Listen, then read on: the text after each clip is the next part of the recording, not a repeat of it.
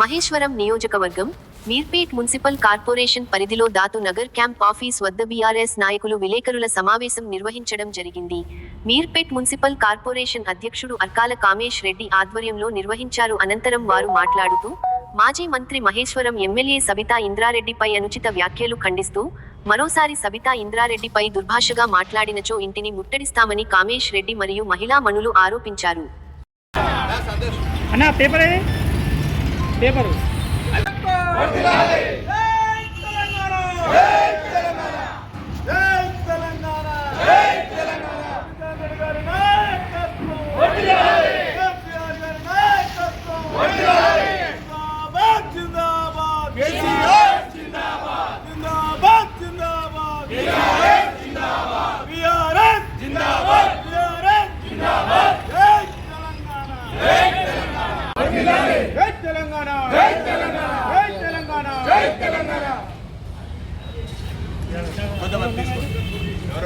కార్యకర్తలకు అందరు కూడా ధన్యవాదాలు. ఇక్కడికి వచ్చినందుకు మీకు ముఖ్య ఉద్దేశం ఈ ప్రెస్ మీట్ పెట్టడానికి కారణం ఏంటంటే, మన అందరికీ తెలుసు మీర్పేట్ కార్పొరేషన్లో ట్యాక్స్లు అధికంగా ఉన్నాయని చెప్పేసి గత నెల రోజుల సంధి కాలనీ ఫెడరేషన్స్ కానీ మిగతా రాజకీయ పార్టీలు కానీ తమ నిరసన తెలపడం జరుగుతుంది.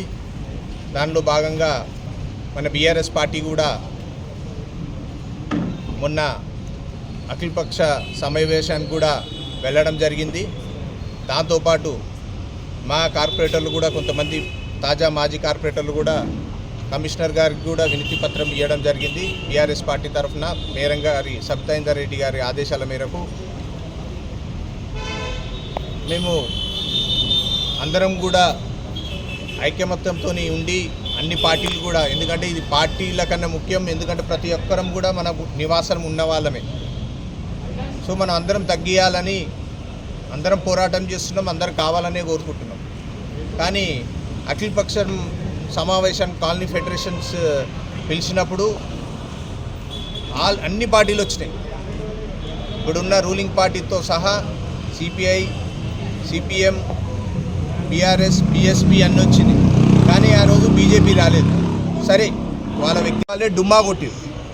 బీజేపీ వాళ్ళకి పార్టీ వాళ్ళే డుమ్మా. ఫస్ట్ వాళ్ళకి చెప్పుకోండి, ఫస్ట్ ఏముంది, ఏం అవగాహన ఉంది, రోడ్లు ఏమో అన్నావు కదా, నువ్వు ఈరోజు అమాస పుణ్యానికి ఒక రోజు వస్తావు, సరే అతిథిగా వచ్చినావు తప్పులేదు, మీ పార్టీ పరంగా వచ్చినావు తప్పులేదు, కానీ ఈ రోడ్లు లేవు, ఆరు రోడ్లు అంటే సెంట్రల్ ఫండ్ నుంచి తీసుకురండి. మా శ్రీరాములు ఊరికే వస్తే సెంట్రల్ మినిస్టర్లు వస్తే ఎయిర్పోర్ట్ దగ్గర ఉందని పోయి ఒక కండువా ఒక బొకే పోయి ఇస్తాడు కదా. అది కాకుండా నితిన్ గడ్కరీ ఉన్నాడు కదా, అట్లాంటి వాళ్ళ దగ్గర పోయి మాకు రోడ్లు కావాలి, ఇది కావాలి, ఫ్లైఓవర్లు కావాలని మా ఒకసారి విజ్ఞప్తి చేయండి అని చేస్తున్నాం.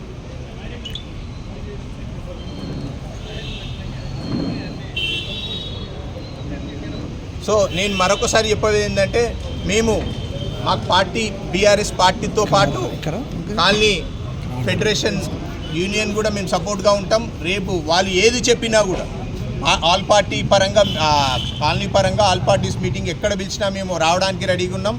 భవిష్యత్తులో మా పార్టీ బీఆర్ఎస్ పార్టీ నుంచి కూడా మా సబితా ఇంద్రారెడ్డి మేడం గారు, ఎమ్మెల్యే గారు ఆదేశాల మేరకు మేము కూడా ఉద్యమం చేస్తాము.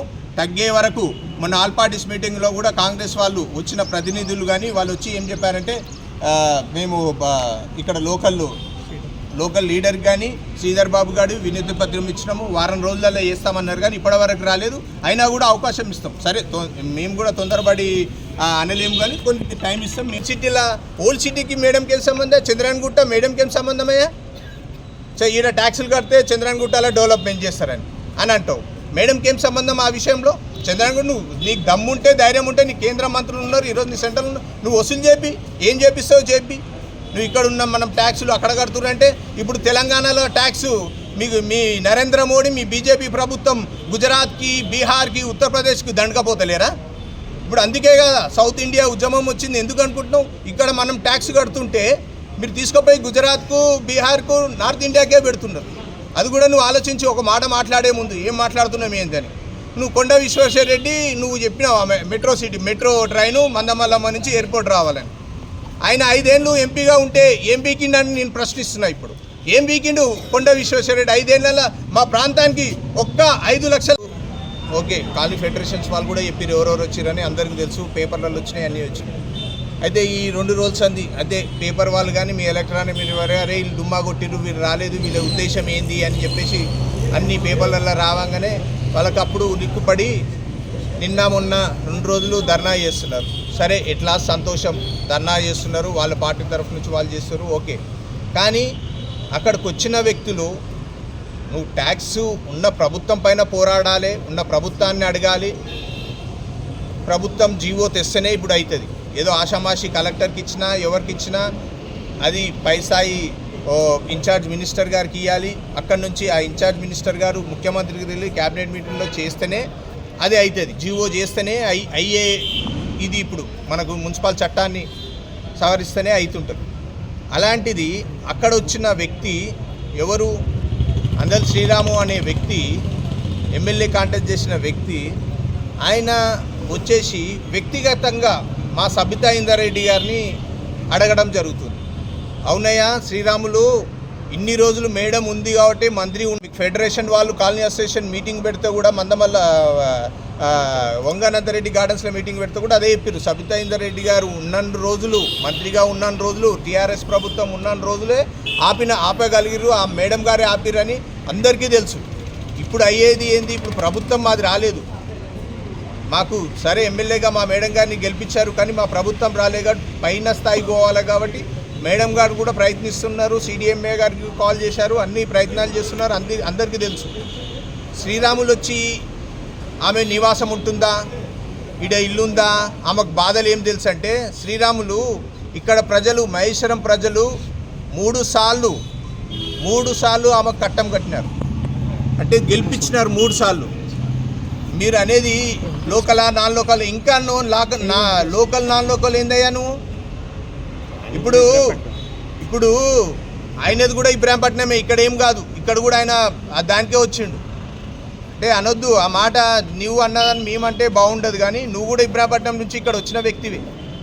నువ్వు ఎట్లుండేనే 2005 వరకు ఎట్లుండేనో అవన్నీ చెప్తాం. మీర్పేటలో ఎన్ని కాలనీలు ఉన్నాయో చెప్పండి. నేను ఈ మీడియా ముఖంగా నేను అడుగుతున్నా నుంచి మాట్లాడు. కానీ సబితా ఇంద్రారెడ్డికి ఇక్కడ ఇల్లు లేదు, ఆమె లోకల్ వ్యక్తి కాదు, ఆమె ఇల్లు లేనందుకు ఇంటి పనుల గురించి ఆమెకు తెలియదు అనడం ఎంతవరకు సమంజసం? మరి నాన్ లోకల్ అమ్మ 3 సార్లు ఎందుకు గెలిచింది? నువ్వు ఒకటి గుర్తుపెట్టుకో, పార్టీలకు అతీతంగా ప్రజల గుండెల్లో ఉంది ఆమె.